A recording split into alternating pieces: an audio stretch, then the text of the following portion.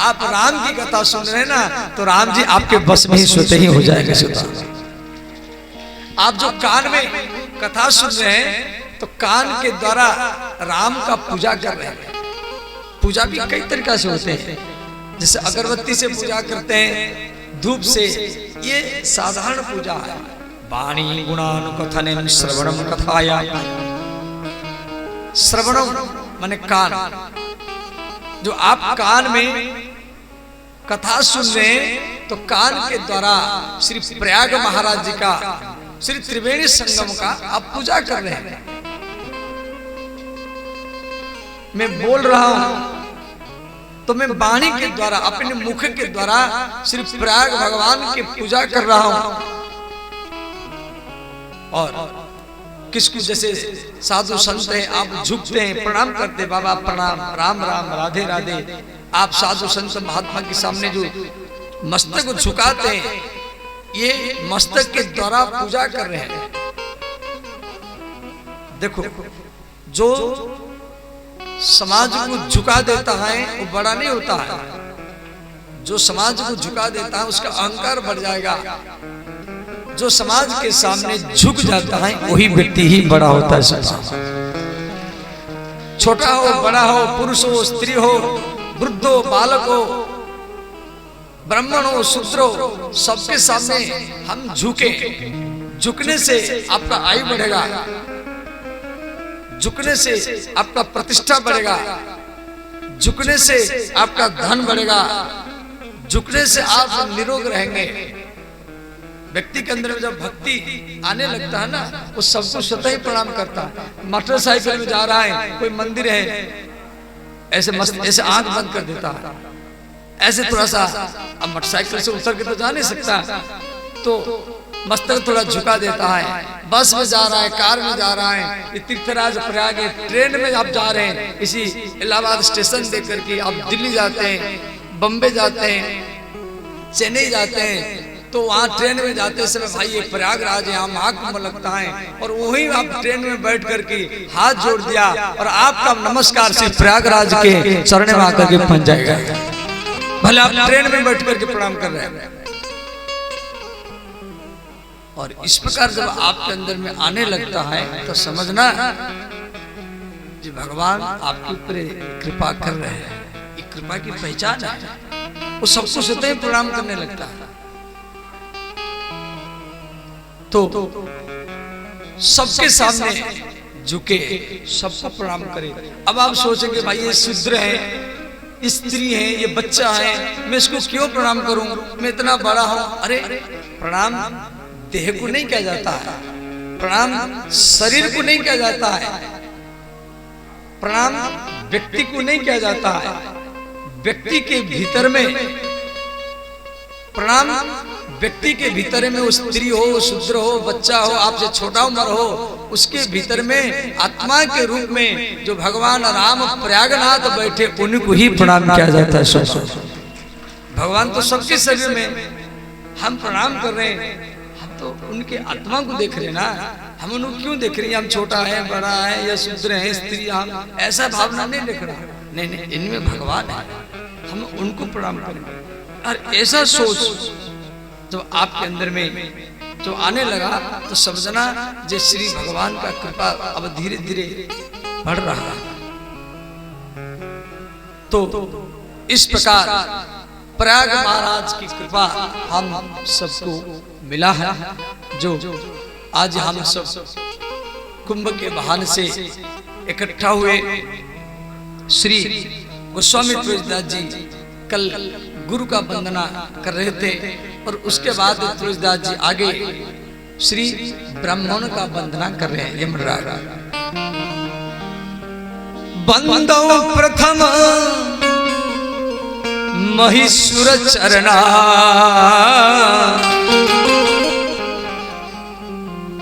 मोह जनित संशय सब हरण।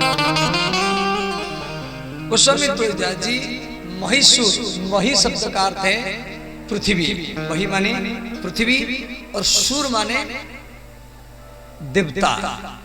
पृथ्वी के देवता कौन होते हैं ना, ब्राह्मण होते हैं। मंत्राधीन देवता देवता मंत्र के अधीन होते हैं। ते मंत्रा ब्राह्मण आदिना। हम हनुमान जी को याद किए, हम हनुमते नमः, वरुण भगवान को बम वरुणाय नमः, या गणेश जी को गुम गणेशाय नमः, या सरस्वती को एम सरस्वती नमः, या गायत्री मंत्र हो या महामृत्युंजय मंत्र हो, परंतु वो मंत्र ब्राह्मण के अधीन होता है। तो ऐसा ब्राह्मण को तुलसीदास जी यहाँ पर वंदना किए हैं। देखो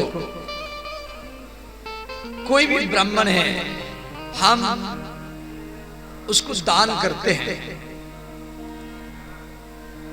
तो आप भले उसको 1 रुपया दान किया या 10 रुपया दान किया या खीर पूरी सब्जी पवा दिया, तो आपके दिया हुआ अन्नदान उसकी शरीर में, उसकी देह में जाकर के खून बनता है, रक्त बनता है, और वह ब्राह्मण उसी खून से, उसी रक्त से जो भजन करता है, जो ध्यान करता है, हवन करता है, उसका लाभ उसको मिल जाता है जो उसको भोजन कराया है। जो उसको भोजन कराया वो लाभ उसको मिल जाता है। तो साधु संत ऋषि मुनि ब्राह्मण, इनके शरीर में जो भी रक्त है, जो खून है, वो समाज के द्वारा वो संपुष्ट है।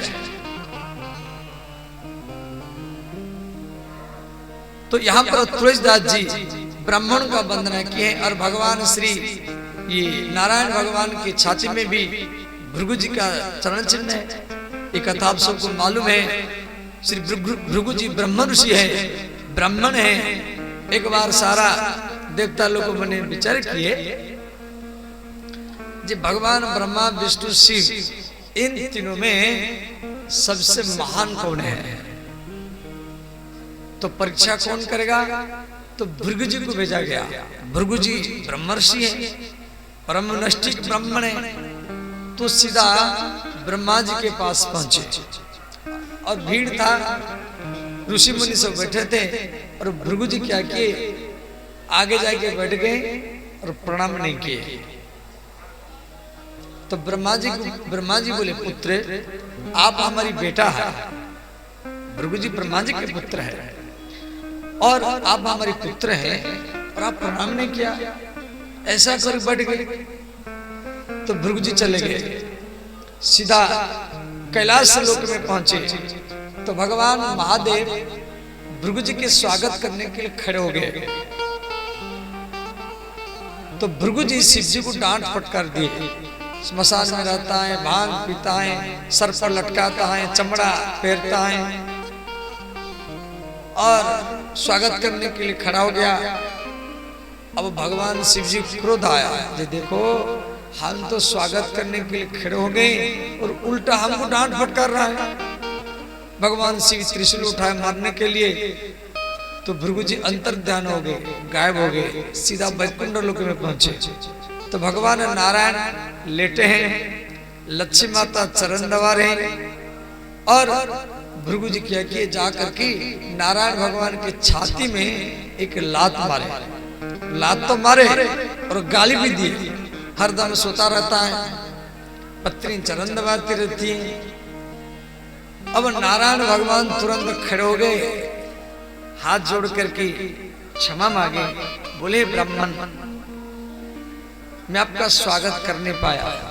एक तो मैं गलती की आपका स्वागत कर नहीं पाया, दूसरे में मेरा छाती कठोर है, मेरा छाती कठोर है, आपका चरण कोमल है, आपको चोट लगा होगा। नारायण भगवान भृगु जी के चरणों को पकड़ करके बार बार प्रणाम कर रहे हैं, चोट लगा होगा, बार बार उसको प्यार कर रहे हैं। तो श्री भृगु जी मन में विचार किए, देखो मैं ब्रह्मा को प्रणाम नहीं किया तो ब्रह्मा जी तो नाराज हो गए। शिव जी को थोड़ा सा डांट फटकार दिया, वो त्रिशूल उठाया मारने के लिए, और भगवान नारायण इनकी छाती में लात मारा, गाली भी दिया, और इनको क्रोध भी नहीं आया, और उल्टा हाथ जोड़ करके हमको क्षमा मांग रहे हैं। तो नारायण भगवान के अंदर में ज्यादा सत्व गुण है। ये सात्विक प्रधान देवता है। तो भगवान ब्रह्मा विष्णु शिव इन तीनों में भगवान विष्णु नारायण ही महान है, क्यों इनमें सात्विक गुण ज्यादा है। अब ये चरित्र भागवत के 10वें स्कंद में दिया गया है, एक अध्याय में, परंतु इसका उद्देश्य क्या है? इसका उद्देश्य ध्यान देना है। आपको कोई डांटे फटकारे एक थपड़ा लगा दे, आपको कोई एक थपड़ा लगा दिया या गाली दिया, निंदा किया, और आप उसको दूसरा थपड़ा लगा दिया, वो बलवान नहीं है। कोई निंदा बुराई किया और आप उसको एक थपड़ा लगा दिया, वो बलवान नहीं है। कोई निंदा किया, कोई विरोध किया, कोई आपका बेइज्जत किया और आप उसको सहन कर लिया, और सहन करके उसके प्रति दया भाव रखा, उसके प्रति प्रेम भाव रखा, और वही व्यक्ति भगवान को जल्दी प्राप्त कर लेता है। परोपकारम प्रियम विष्णु। कोई निंदा करे, कोई बुराई करे, आप मत करना, आप उसके प्रति मधुर व्यवहार करना, आप उसको मीठा बोलना, उससे भगवान जल्दी प्रसन्न होते हैं। और हम सोचते हैं ये हमारा निंदा किया, ये हमारा विरोध किया, हम ही 2-4 गाली इसको सुना दें, तो वो भगवान का जो पावर है, फिर वो पावर हम तक पहुंचता नहीं है। जब आप उसको सहन करने लगेंगे, उसके प्रति दया भाव रखेंगे, वो पावर स्वतः ही आपके पास आने लगेगा। इसलिए कोई भी निंदा करे, कोई बुराई करे, आप उसके प्रति मधुर व्यवहार करें, उसको मीठा बोले, उसको पहले निमंत्रण दे, उसको माला फेराए। और ये गुण आपके अंदर में तभी आएगा, जब आने लगेगा तो समझना जो भगवान आपको अपना रहे हैं। इसलिए चरित्र भागवत में दिया गया। देखो, जो अपनी कान में अपना प्रशंसा सुनता है, जो अपनी कान में अपना प्रतिष्ठा सुन करके खुश होता है, तो उसका पुण्य घटता है। जो अपनी कान में अपना निंदा सुन करके खुश होता है, बुराई सुन करके उसका पुण्य बढ़ता है।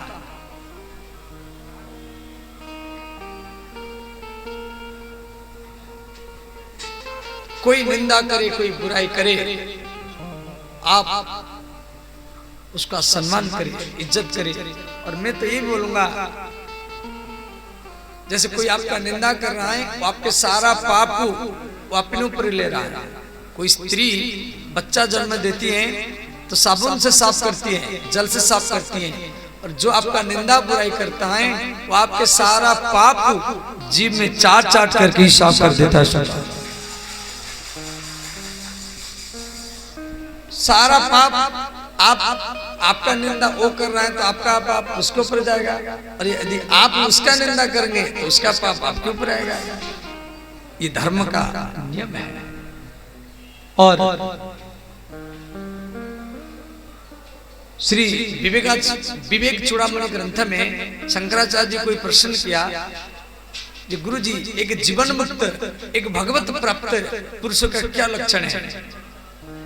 तो शंकराचार्य जी विवेक चूड़ामणि ग्रंथ में लिखे हैं, जिसकी निंदा करो, उसकी बुराई करो, और निंदा सुनने के बाद उसको देखो वो शांत है या क्रोध करता है, ये देखो। निंदा सुन करके यदि वो मुस्कुराता है, उसके ऊपर कोई फर्क नहीं पड़ रहा है, तो समझना ये जीवन मुक्त पुरुष है। अयोध्या वृंदावन घूम करके आएंगे, जो लाभ मिलेगा। और ऐसा व्यक्ति यदि आपके अगल बगल में, आप उसका दर्शन करो, उसको भी आपको वहीं पर वही लाभ मिल जाएगा। तो श्री कबीरदास की पंक्ति भी है, और आप सबको मालूम है,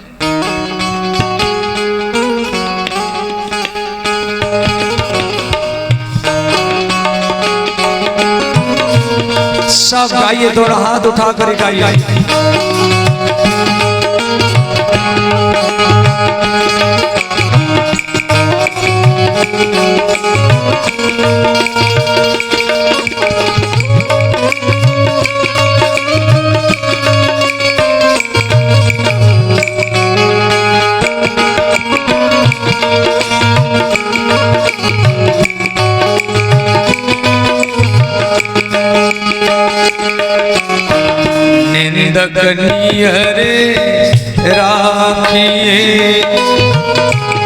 आंगन कुटी छवा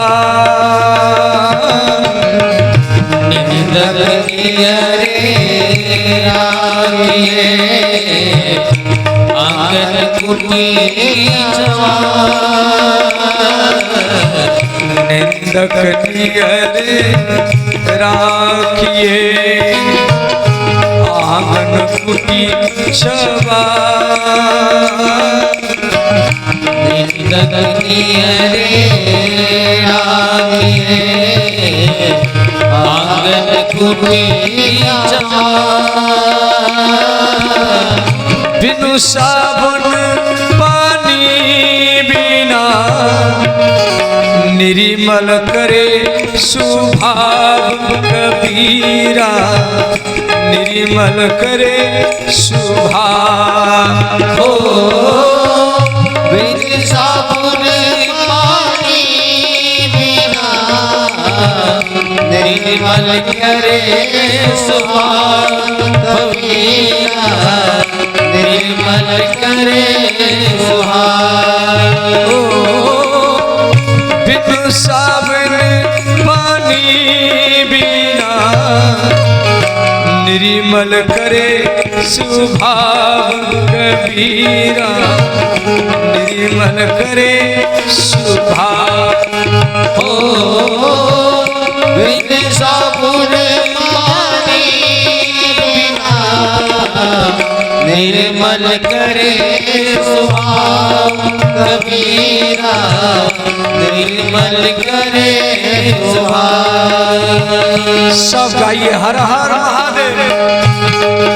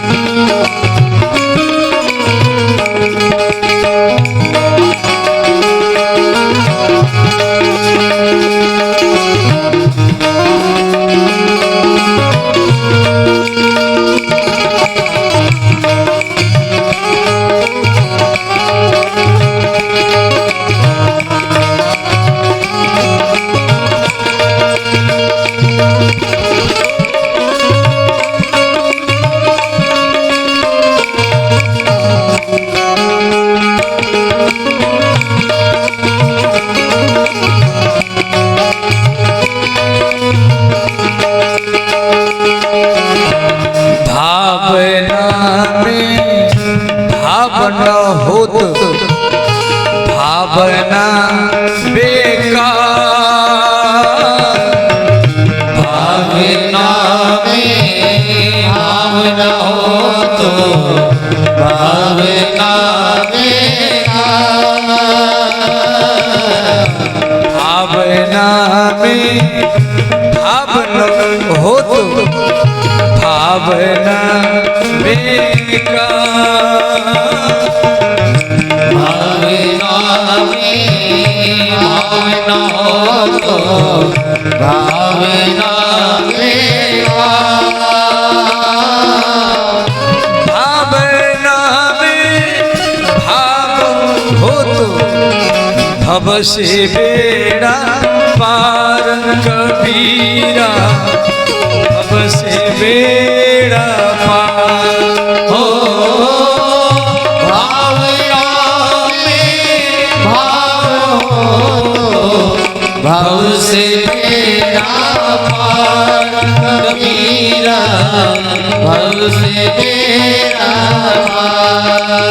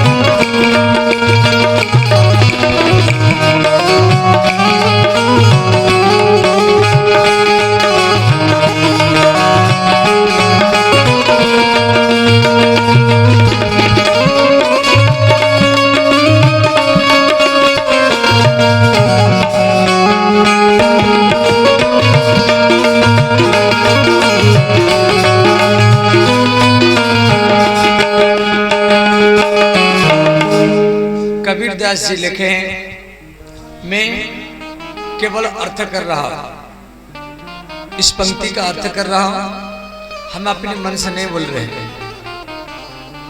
कबीरदास जी लिखे हैं, निंदक नियर राखिए आंगन कुटी छवाए। निंदा करने वाला को नियर माने पास में रखो, और पास में रखो माने बाएं दाएं पीछे नहीं, इसको बाएं दाएं मत रखो, दीवार भी मत लगाओ। आंगन उसको अपनी अंगना में रखो, आंगन में। और अंगना क्या होता है ना, घर के सामने होता है। निंदा करने वाला को अपनी आंगन में रखो, घर के सामने रखो, तो क्या रहेगा? यदि नहीं रहेगा तो उसके लिए एक कुटिया बना दो, एक कमरा बना दो, एक घर बना दो, अपनी आंगन में बना दो, जैसे बेडरूम, किचन रूम, अतिथि रूम। ऐसे निंदा करने वाले के लिए अपने घर के आंगन में एक कुटी छवा दो, एक घर बना दो। कुटिया माने घर। ये कबीरदास जी पहला पंक्ति में लेके, निंदक नियर राखिए आंगन कुटी छवाए। आंगना में एक कुटिया छवा दो, झोपड़ी बना दो, घर बना दो। जैसे आप घर से निकलेंगे, वो निंदा करेगा, वो बुराई करेगा, वो अमंगल सोचेगा, वो प्रयाग में पूजा भी करेगा, तो प्रयाग भगवान को बोलेगा कि भगवान उसका अमंगल हो, उसको परे कैसे हानि पहुंचे, उसका काम बिगड़े। वो प्रयाग में नहाते समय भी यही सोचेगा। और ध्यान देना, वो आपका विरोध करेगा, निंदा करेगा, परंतु आप मत करना, आप मत करना। और ऐसा स्वभाव आप उसके प्रति मधुर व्यवहार करना, उसका इज्जत करना, सम्मान करना। यदि ऐसा आपका स्वभाव बन गया, आपको वृंदावन, अयोध्या, काशी जाना नहीं पड़ेगा। स्वयं भगवान आपके घर में आकर के ही आपको दर्शन देंगे। सुधा आपके घर में स्वतः भगवान आ जाएंगे, परंतु ऐसा स्वभाव थोड़ा बनाना पड़ेगा। और हम लोग तो कोई थोड़ा सा कोई निंदा बुराई कर दिया, हम भी उसको दो चार गाली सुना देते हैं। तो इसीलिए जो भगवान की जो पावर, अरे आप शरीर है नहीं है, जिसको आप कोई गाली किया, निंदा किया, तो सोच रहे हैं हमको दिया। आप हम नहीं हैं, आपके भीतर में जो भगवान है वो है आप शरीर को अपना मानो मत। आप उसमें भगवान, जो बोल रहा है वही भगवान है, और आपके भीतर ही भगवान है। श्री अद्वैतवाद, सोम ब्रह्म प्रज्ञानम ब्रह्म अयम आत्मा ब्रह्म, जब भगवान सब में है तो आप भगवत भाव रखना, तो आपको लाभ निश्चित मिलेगा। जब द्वैत भाव लाएंगे तो क्रोध करेंगे, लड़ेंगे, झगड़ेंगे। इसीलिए भगवान शंकराचार्य, जगत गुरु शंकराचार्य अद्वैत भाव, अयम आत्मा ब्रह्म प्रज्ञानम ब्रह्म तत्तमसि, तो वो भाव रखेंगे। परंतु थोड़ा कठिन है ये, तो धीरे धीरे जब सत्संग करेंगे तो धीरे धीरे बुद्धि साफ होता रहेगा। तो ध्यान देना। तो ऐसे ही बंदों प्रथम महेश्वर चरणा, श्री गोस्वामी तुलसीदास जी ब्राह्मण का वंदना किए हैं। और उसके बाद में संतों के समाज को मृदु मंगलमय संत समाजू, जो जग जंगम तीर्थ राजू। तीर्थराज, तीर्थराज माने प्रयाग। संत लोग ये चलता फिरता प्रयाग है, साधु लोग ये चलता फिरता प्रयाग है। और यहाँ भगवान संतों के रूप में हरदम आपके साथ में है। बड़े बड़े ऋषि मुनि, वशिष्ठ, भरद्वाज, गौतम, अत्रि मुनि, अनुसुया माता, अहल्या, इसी महाकुंभ में वो आते हैं।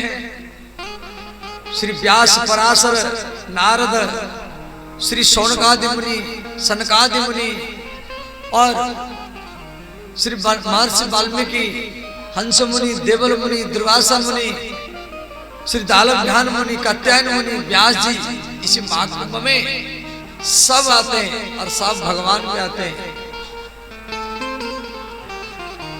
वो त्रिवेणी में नहाने के लिए आते हैं और कल मकर संक्रांति का शाही स्नान है।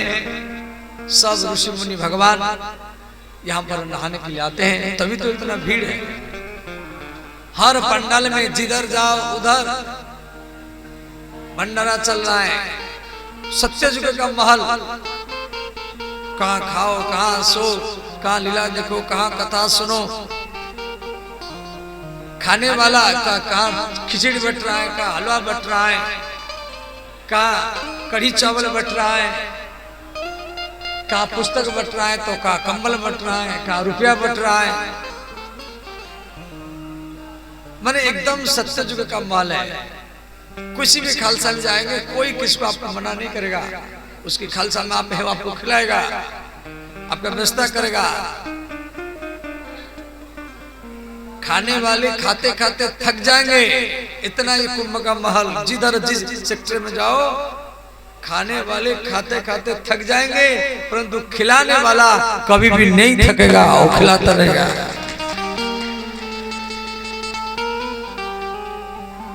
ये महाकुंभ हमारा सनातन धर्म का गौरव है, हमारा हिंदू धर्म का ये गौरव है। ये महाकुंभ, और हम भारत में जन्म लिए, ये हमारी अहोभाग्य है। तो संत लोग ये चलता फिरता प्रयागराज है, इसलिए सब संतों के प्रति भाव रखना है। राम भक्ति जहां सुरसरी धारा, सुरसरी माने गंगा, सुर माने देवता, सरी माने नदी, देव नदी, गंगा ये भक्ति की धारा है। और गंगा यमुना और सरस्वती का संगम है। सरस्वती ये ज्ञान की धारा है और यमुना कर्म की धारा है। तो कर्मयोग और ज्ञान योग ये सरस्वती, और भक्ति योग ये गंगा। तो भक्ति योग और कर्म योग और ज्ञान योग तीनों का संगम, इसलिए उसको कहा गया संगम। संगम महाराज ये त्रिवेणी है। जैसे माता लोग को बेनी बनाती हैं, तीन बाल को तीन भाग करती हैं, एक भाग दिखाई नहीं देती हैं, गायब रहता है, दूर से लगता है दो भाग बाल है। ऐसे ही यहाँ गंगा और यमुना दिखाई देती हैं और सरस्वती गायब है। और आप जो संगम में जाएंगे बीच बीचा में देखेंगे यमुना का जल एकदम स्वच्छ है, बहुत निर्मल है। और गंगा का जो जल है वो गौरवर्ण है। दोनों का जल पूरा आपको दिखाई देगा। जैसे आप कन्याकुमारी में कभी गए होंगे, वहाँ भारत महासागर, अरब सागर, बंगोपसागर तीनों का मिलन है। कन्याकुमारी जहाँ पर स्वामी विवेकानंद का स्टैचू है, रामकृष्ण परमहंस का भी।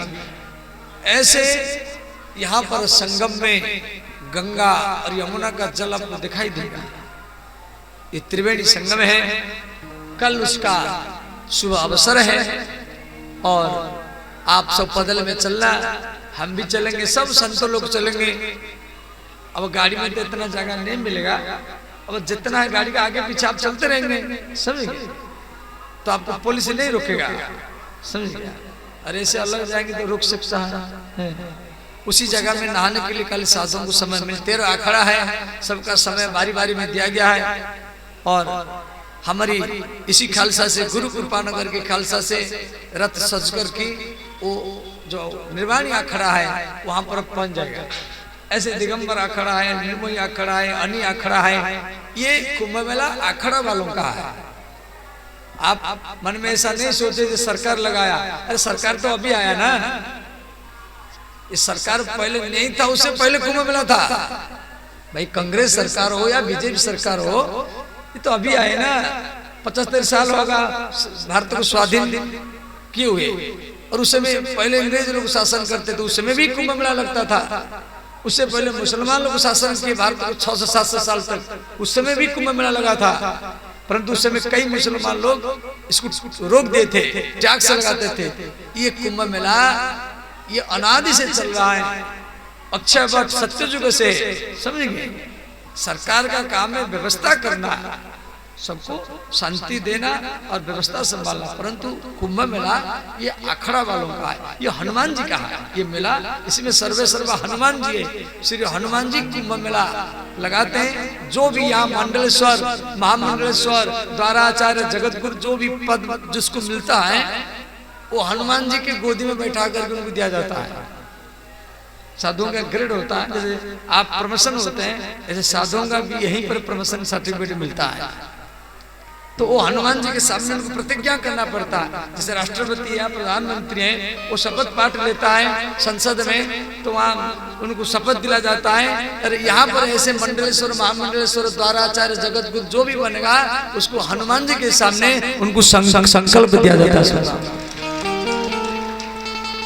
तो ये कुंभ मेला से हनुमान जी ही लगाते हैं। और वो चारों जगह में अनंत बलवंत हनुमंत लाल, तो श्री तीनों कर्म योग, भक्ति योग और ज्ञान योग, तीनों का धारा गंगा यमुना सरस्वती के माध्यम से त्रिवेणी में संगम होता है। संगम सम्यक रूपेण गमयति बोधयति संगमः, और नितराम, तो वो संगम में हम लोग स्नान करेंगे, समझिए। और उसके बाद विधि, बटु, विश्वास, अचल निज कर्म, तीर्थराज समाज सुकर्म। वही संगम के पास में अक्षय वट है। कई व्यक्तियों को जानकार नहीं है, कई व्यक्ति का जो मैं पूछा जब आप संगम में नहाए क्या अक्षय वट के दर्शन किया, बोला हमको मालूम नहीं है। संगम के बगल में अक्षय वट है और विशाल वट वृक्ष है, और उसी वट वृक्ष में उसमें एक जैन धर्म के कुछ लोग वहीं से लोग वापस आ जाता है। नहीं, वहाँ और आगे बढ़ना है। वहाँ वट वृक्ष के नीचे स्वयं भगवान का सब विग्रह है, वहाँ भी जाना, पूजा करना। और ये अक्षय वट है, ये भी हमारा सनातन का गौरव है। ये अक्षय वट, वहां पर जो आप ध्यान करेंगे, आप वहां पर अक्षय वट, अक्षय माने न क्षय, क्षय माने समाप्त। जो वहां पुण्य करेंगे वो क्षय नहीं होगा, समाप्त नहीं होगा। वो अक्षय वट के नीचे बैठ करके आप जो भी पुण्य करेंगे, मतलब राम राम जाप किया या हरे राम हरे कृष्ण जाप किया या गीता पाठ किया या हनुमान चालीसा पाठ किया या किसी व्यक्ति को 10 रुपया दान कर दिया उसी अक्षय वट के नीचे, तो आपका दिया हुआ दान, आपका किया हुआ पाठ, आपका किया हुआ भजन, आपका किया हुआ ध्यान, हवन, वो कभी क्षय नहीं होगा। भले आपका शरीर नष्ट हो जाएगा, परंतु यहाँ पर किया हुआ पुण्य वो कभी भी नष्ट नहीं होगा। ओ यहाँ तो मिलेगा, और आप जिस जन्म में जाएंगे, कीट पतंग, पशु पक्षी, बकरा बकरी या गैया बछड़ा जो भी कुछ बनेंगे, आपको भी वो लाभ आपको मिलेगा। इसलिए उसका नाम अक्षय। अक्षय माने न क्षय, जहां पर किया हुआ पुण्य कभी समाप्त नहीं होता है, बढ़ता रहता है। ऐसा अक्षय वट केवल इसी प्रयाग में है, इसीलिए हमारा सरकार उसका भी सुरक्षा करता है। कई लोग उस समय जब यमन लोग शासन करते थे, वो तो अक्षय वट के ऊपर इतना हमला किए थे उस समय में, अब इतिहास पढ़ेंगे तो आपको रोना आ जाएगा। मंदिरों को जो तोड़े वो अक्षय वट को भी मिटाए थे। तो ऐसा अक्षय वट फिर भी वो नहीं मिटा, फिर दूसरा उसी जगह से निकला। ऐसे उसका अवश्य दर्शन करें। वहां पर हम बड़े हनुमान जी विराजमान हैं, जो हरदम लेटे रहते हैं, उनका भी दर्शन करना। और उसके बाद त्रिवेणी वेणु माधव भगवान भी है। तो इस प्रकार बटु विश्वास अचल निज धर्मा, तीर्थराज समाज सुकर्मा। आपका विश्वास ही वट वृक्ष है। हम सनातन के, हम हिंदू धर्म के, इस बात का हमारे अंदर में गौरव होना चाहिए। सब ही सुलभ सब दिन सब देशा, सेवक सादर समन कलेशा। और इस प्रकार ये प्रयागराज में बड़े बड़े ऋषि मुनि यहाँ पर आते हैं। वाल्मीकि जी, तुलसीदास जी लिखे हैं जे मज्जन फल पेखे तत्काला। तीर्थराज प्रयाग में जो स्नान करता है, मज्जन, मज्जन माने स्नान करना। कल साई स्नान है। साई स्नान में जो स्नान करेंगे, फल देखिए तत्काला। ये नहीं आज हम स्नान किए मरने के बाद में मिलेगा, या घर में जाने के बाद में मिलेगा, या 10 साल के बाद में मिलेगा। तुलसीदास जी लिखे नहीं, शाही स्नान में उस समय जब मकर राशि में बृहस्पति और सूर्य का प्रवेश होता है, मकर राशि में जो सूर्य का प्रवेश होता है तो माघ मेला लगता है। माघ मेला तो हर साल लगता है, परंतु मकर राशि में जब सूर्य और बृहस्पति दोनों आ जाते हैं तो ये महाकुंभ मेला लगता है। और सही समय में, उचित समय में जब आप नहाएंगे तो वो नहाने का फल आपको 10 साल के बाद में, 20 साल के बाद में नहीं, तुरंत तत्काल ही वो फल ही आपको मिल जाएगा। यहाँ तुलसीदास जी लिख रहे हैं, मज्जन फल पेखिए तत्काला, और काक होई पिक बको कराला। सुनी आचरज करे जन कोई,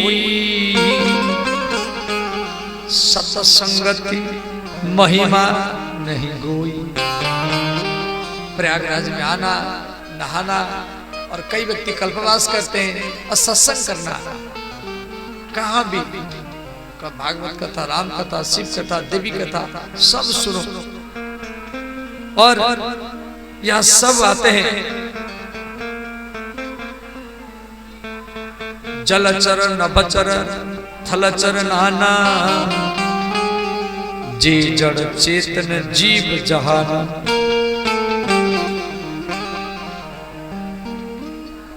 तो श्री गोस्वामी तुलसीदास जी के ऊपर प्रयाग महाराज जी का ही कृपा है। उनका सारा जीवन इसी क्षेत्र में बीता है। तुलसीदास जी का गांव यहीं से चित्रकूट तरफ, राजापुर ग्राम में, और उसके बाद वो यहीं पर आए और यहीं से गए काशी। काशी यहाँ से वही 125 किलोमीटर है, और वहीं पर उनको भगवान विश्वनाथ जी का दर्शन भी हुआ। और फिर उसके बाद में वो अयोध्या में भी आए। अयोध्या कोई ज्यादा दूर नहीं है, यहीं से 150-200 किलोमीटर है। और वहां पर वो रामचरितमानस से लिखना चालू किए अयोध्या में। गोस्वामी तुलसीदास जी इस प्रकार फिर चित्रकूट आए, और श्री तुलसीदास जी का जो जन्म है बड़ा विलक्षण है। देखो, गोस्वामी तुलसीदास जी की जो पिता है उसका नाम है आत्माराम दुबे, और इनकी मां का नाम है हुलसी। हुलसी आत्माराम दुबे इनके पिता का नाम है। ब्राह्मण आत्माराम दुबे और ब्राह्मणी हुलसी। इनकी गांव का नाम है राजापुर, जो चित्रकूट के पास पड़ता है। जैसे सूरदास, सूरदास है आगरा जिला के रुनकुता गांव के हैं। मीराबाई राजस्थान के हैं, जगत गुरु शंकराचार्य वो केरल के हैं। केरल के पुण्या नदी कालंदी ग्राम में शंकराचार्य जी का जन्म स्थान। फिर श्रीमन चैतन्य महाप्रभु वो बंगाल के नदिया जिला के थे। रविदास कबीरदास काशी के, और श्री नरसिंह जी गुजरात के, श्री एकनाथ नामदेव तुकाराम ये सब महाराष्ट्र के हैं। श्री जयदेव जी उड़ीसा के हैं। श्री विद्यापति जी बिहार के हैं। एक से एक महारथी इस भारत में सब जन्म लिए। आचार्य परंपरा हो, जगत को रामानंद आचार्य जिनसे रामानंद संप्रदाय बना, वो ये प्रयागराज के, इसी प्रयागराज में उनका जन्म। तो तुलसीदास जी के पिता आत्माराम दुबे, पत्नी हुलसी। शादी हो गया, 1 साल बीता, 2 साल, 3 साल, 4 साल, 5 साल, कई साल बीत गया, संतान नहीं हुआ। आत्माराम दुबे चिंतित है कि इस जन्म में मुझे पुत्र का सुख नहीं मिलेगा। माता हुलसी भी चिंतित है। अंत में भगवान की प्रेरणा से श्री हुलसी के गर्भ में गोस्वामी तुलसीदास जी आया। तो हुलसी अपनी पियर घर चली गई भाई के साथ। तो श्रावण शुक्ल पक्ष सप्तमी को 1554 संवत में, 1554 संवत में शुक्ल पक्ष सप्तमी को हुलसी माता के गर्भ से, और वो भी श्रावण मास सप्तमी, श्री तुलसीदास जी का जन्म हुआ। बोले श्री तुलसीदास जी महाराज की जय। तुलसीदास जी जब जन्म लिए वो 12 महीना के थे।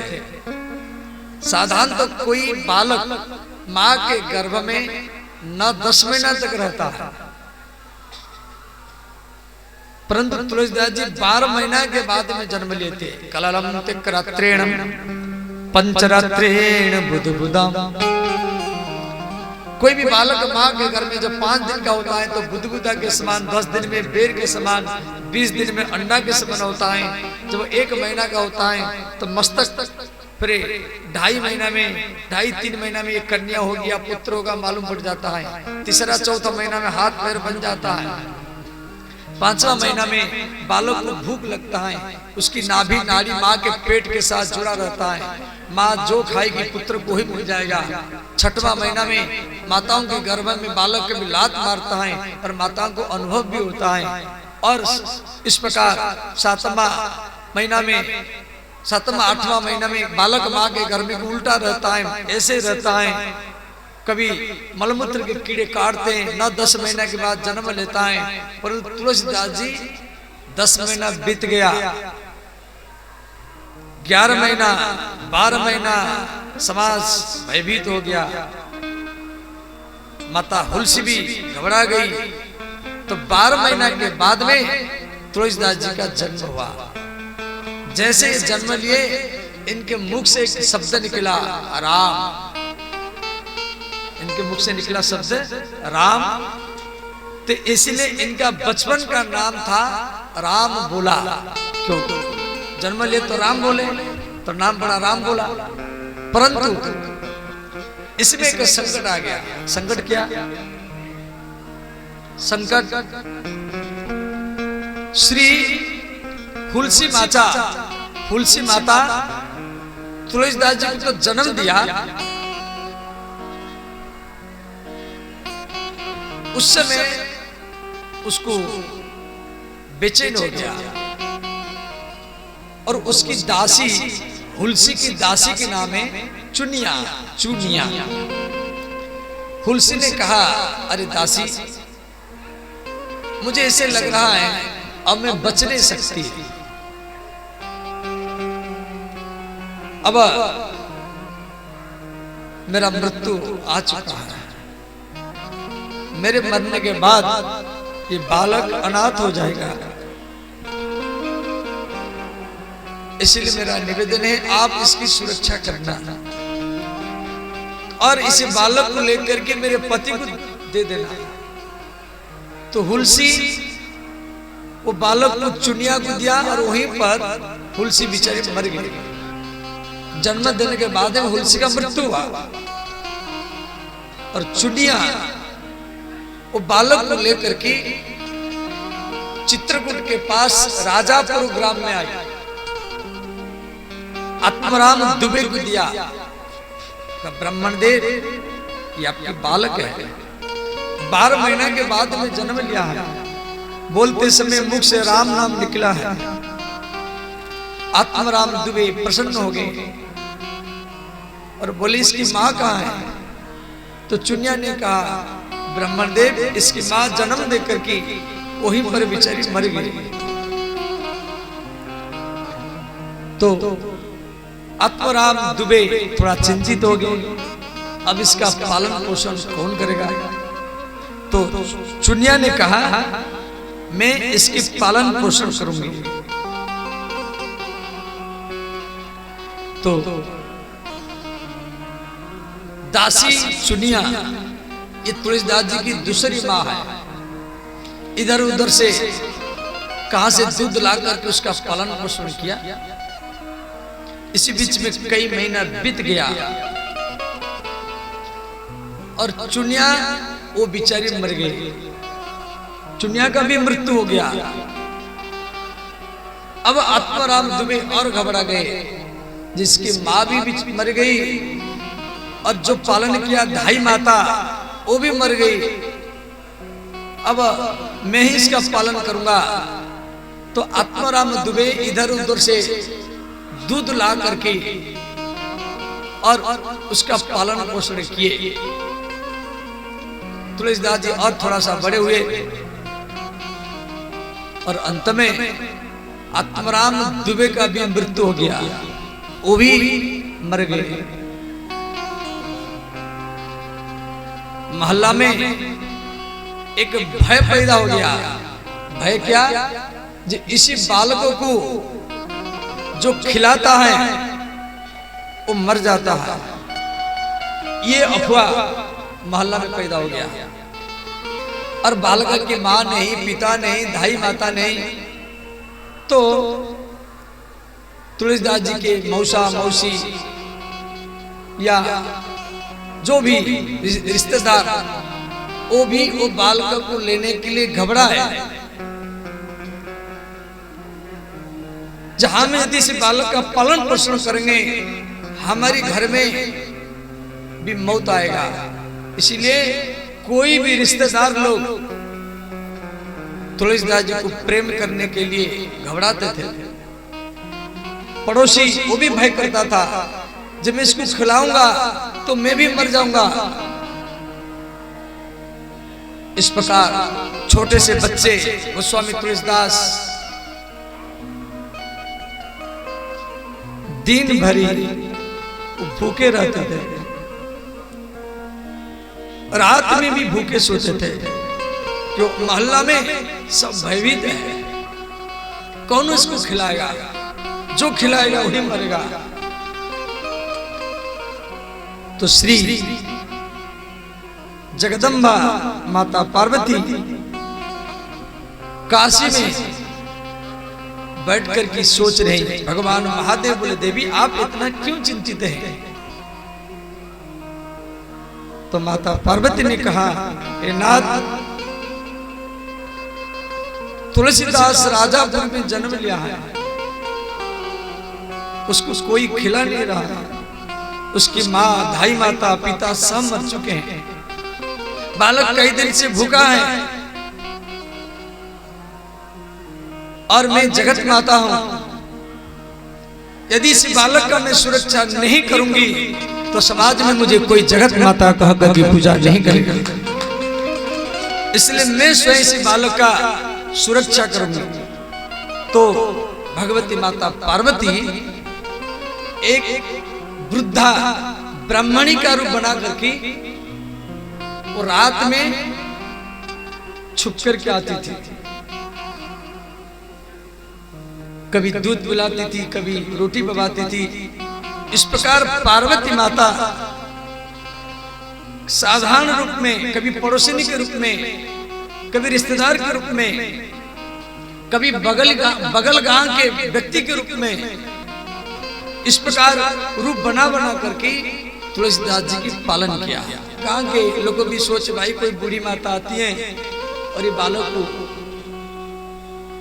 खिलाती है, इसका पालन करती है। तुलसीदास जी के साथ में गांव के बच्चे भी बात करने के लिए भय करते थे, उनकी छाया से भी दूर रहते थे। जिसका छाया हमारे ऊपर पड़ जाए तो हमारी मृत्यु हो जाएगा, ऐसे गांव में महल हो गया था। भगवती जगदम्बा गोस्वामी तुलसीदास जी का पालन पोषण किया, कई रूप से आई, इसलिए लोगों को मालूम नहीं पड़ा। अब इसी बीच में बगल गांव में मेला लगा था, जैसे कुंभ मेला लगा है, ऐसे वहां बगल में कुछ किलोमीटर दूर पर एक मेला लगा था। अब मेला में सब लोग जाते हैं, तो अब मेला में बच्चों की भी इच्छा होती है। उससे तुलसीदास जी छोटे थे, उनकी भी इच्छा हुई, भाई बगल गांव में मेला लगा हुआ है, 8-10 किलोमीटर दूर है ही है, सब जा रहे हैं तो हम भी जाएंगे। अब तो घर में कोई है नहीं जो उनके साथ जाएंगे, तो अड़ोसी पड़ोसी वाले जा रहे हैं, तो तुलसीदास जी उनके पीछे पीछे निकल पड़े। तो गांव के लोग उनको साथ में लेने के लिए भय करते थे, उससे दूर हटते थे, अपने बच्चा को भी दूर रखते थे, नहीं नहीं इनके साथ मत चलना। अब छोटा बच्चा